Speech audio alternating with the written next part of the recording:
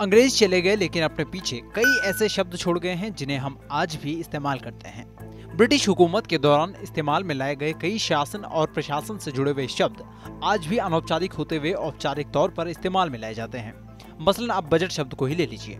इस शब्द का जिक्र संविधान में नहीं है, लेकिन देश के वित्तीय मामलों से जुड़ा सबसे अहम शब्द है। वैसे सवाल उठता है कि क्या बजट का मतलब आप जानते हैं? फाइनेंशियल मामलों में इस शब्द का इस्तेमाल आप भी कई मर्तबा करते होंगे, लेकिन इस शब्द का असली मतलब और इसकी उत्पत्ति के बारे में आप शायद ही जानते हो। दरअसल बजट शब्द का मतलब चमड़े का ब्रीफकेस होता है।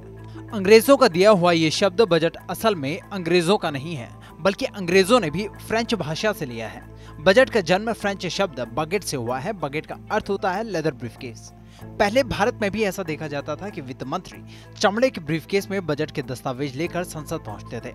बजट पेश होने से पहले फोटोशूट होता था, जिसमें वित्त मंत्री अपने जूनियर मंत्रियों के साथ ब्रीफकेस हाथ में उठाए फोटो खिंचाते थे।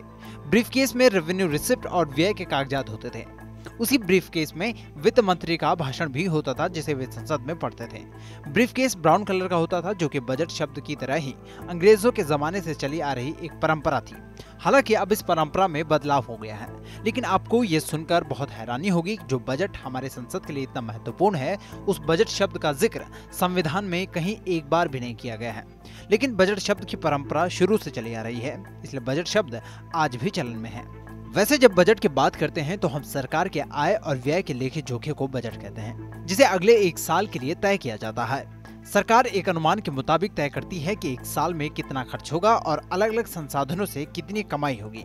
अगर आम बोलचाल की भाषा की बात करें तो हम घर के खर्च के लिए बजट शब्द का इस्तेमाल करते हैं। इसका अर्थ होता है कि घर की आमदनी कितनी है और खर्च कितना है। इसलिए बजट सिर्फ सरकार के लिए ही नहीं, बल्कि हर किसी के इस्तेमाल के लिए होता है। वहीं बात करें भारत की, तो भारत में सबसे पहले बजट 1860 में जेम्स विल्सन ने पेश किया था। हालांकि पीसी मेलहानोबिस को भारतीय बजट का जनक कहा जाता है। अनुमान के आधार पर 3 तरह के बजट होते हैं: बैलेंस्ड बजट, सरप्लस बजट और डेफिसिट बजट। बजट पेश करने से पहले वित्त मंत्री उन सभी मंत्रालयों से परामर्श करते हैं जो व्यय करते हैं। सभी मंत्रालय अपने व्यय के मुताबिक वित्त मंत्रालय को बजट आवंटन का अनुमान भेजते हैं।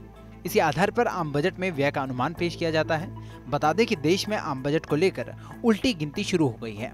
केंद्रीय वित्त मंत्री निर्मला सीतारमण 1 फरवरी को बजट पेश करेंगी। इससे पहले 29 जनवरी से बजट सत्र शुरू होने की संभावना जताई जा रही है। संसदीय मामलों की मंत्रिमंडल समिति यानी कि सीसीपीए ने बजट सत्र बुलाने की मांग की है।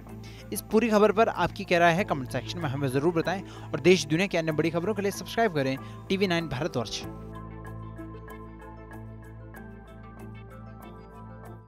परवाह देश की, सोमवार से शुक्रवार रात 10 बजे TV9 भारतवर्ष पर।